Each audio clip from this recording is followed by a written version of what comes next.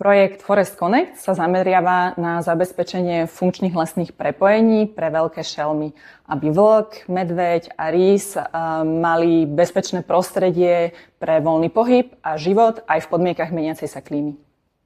Na Slovensku vďaka tomuto projektu robíme viaceré aktivity na území Národného parku Slovenský raj.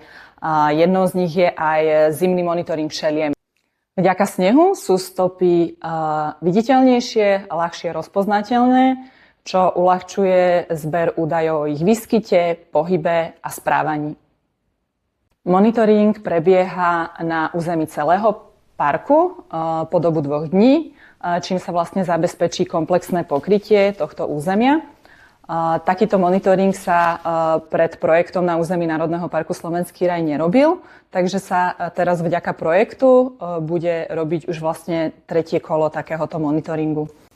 Keď chcete vedieť viac, navštívte našu web stránku.